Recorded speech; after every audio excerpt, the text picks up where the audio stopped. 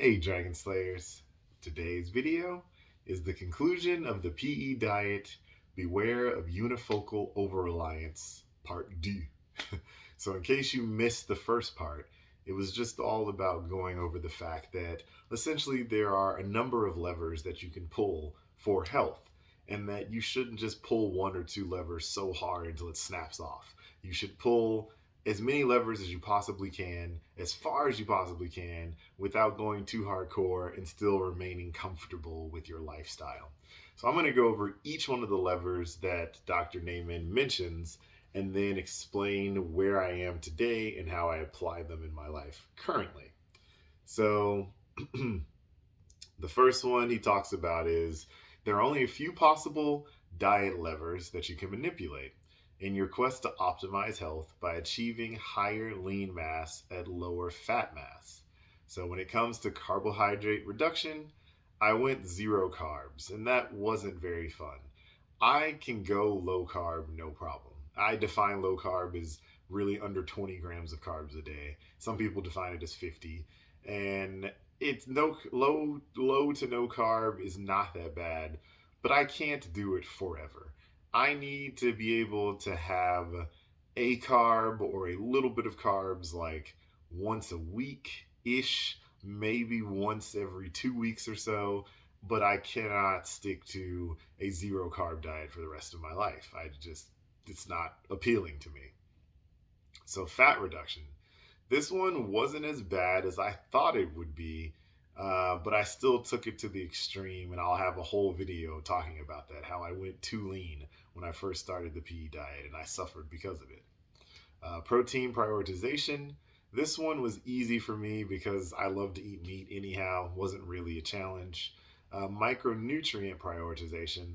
This one I still struggle with, and I'm inconsistent because I need to eat more organic green leafies, pasture raised eggs, and grass fed beef liver. I should be eating more of those things. I don't eat them nearly enough or nearly frequent enough. Total energy quantity reduction.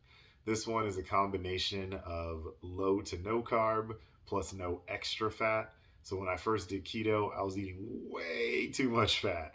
I was not gaining weight. My blood sugar was great under control, but I was not losing weight because I was eating way too much extra fat. So Ted Naiman has taught me to just eat the fat that comes with the food and don't add a bunch of extra fat to it. Intermittent fasting. So I definitely took this one to the extreme, and I'll never go that far again. Unless I get cancer or have some serious, mysterious medical condition, I don't ever plan to 14-day fast ever again. It was not fun. I'm glad I did it twice. I learned a lot. I dropped a lot of weight super quickly, but it's just too extreme. It's not sustainable. It's not something that I recommend anyone do unless you have cancer or extreme medical condition. So when it comes to exercise, you have the following. This is a partial list of weapons at your disposal.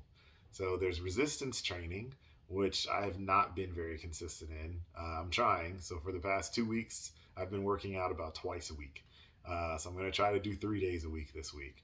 But it's not something that I've ever really been consistent in throughout my life.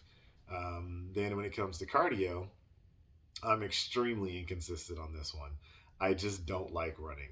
I do enjoy sprinting somewhat, but I live in a super hot environment, and so it's very hard for me to get outside and even sprint. General activity level, this one is practically zero. I work a sit down job where I sit all day, and I also, as I mentioned, live in an extremely hot climate. So I am not motivated to get any sort of physical activity outside of a gym or an air conditioned facility between the months of April and October. So there are some other lifestyle hacks that can be helpful, and here are a few in no particular order. So when it comes to sleep, I'm doing much better with this one. I'm getting at least 7 hours of sleep a night pretty consistently. Sunlight, I get practically zero sun because I live in a climate that is extremely hot.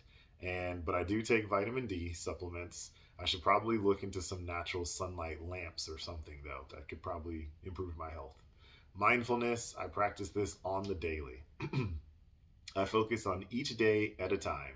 I have plans for my future, but I no longer dwell on them. It used to give me anxiety and it caused me to always feel behind. It reminds me of a scripture from Matthew 6:34. It says, "Therefore do not worry about tomorrow, for tomorrow will worry about itself. Each day has enough trouble of its own." And I love that. It's a large part of my life philosophy. I just focus on what can I accomplish today. That's it. So I have a plan for my future. I have steps that I plan to take to work towards that future, but I focus on every individual day, right? Like, what can I do today? What can I do right now? What can I accomplish before I put my head on the pillow? And that is all I focus on. And it helps alleviate so much stress in my life. So, gratitude. I also practice this often, but I probably don't do practice it as much as I should. Whenever I'm unhappy or upset about something, which is usually my day job, I take a step back and reflect on all of my blessings. I may not be where I want to be, but I'm really far from where I started. And I thank God for all of the bountiful blessings that He has given me, and being grateful and appreciative for everything I have, my troubles and sorrows just melt away. Relationships.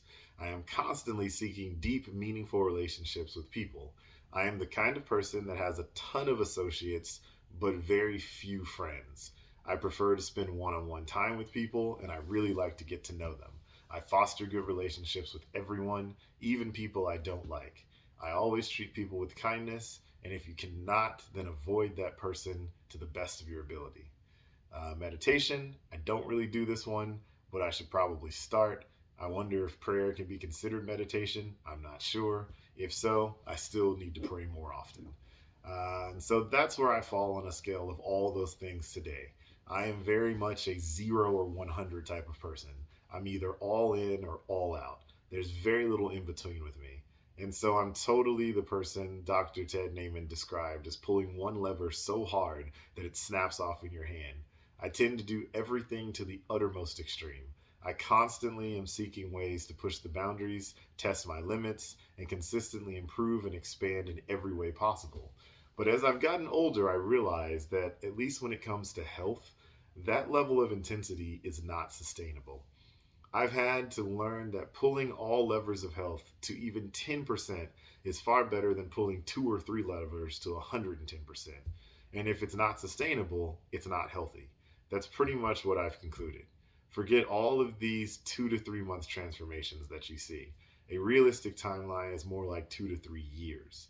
Whatever you start today, make sure you can sustain it for the rest of your life. Whatever it takes to get you to where you want to be in your health journey is going to take at least 70% of that same level of effort to maintain it.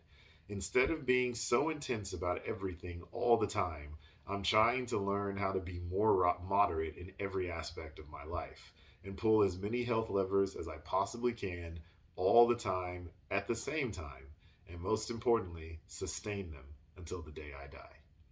So that's what I've got for you guys today, the actual conclusion of the PE diet. So my next videos are going to be some reflections and like on the diet itself, my journey through it, and then I'm going to go over some of my mistakes and like how I've used this diet and routine and philosophy into my present day life. So stay tuned, guys.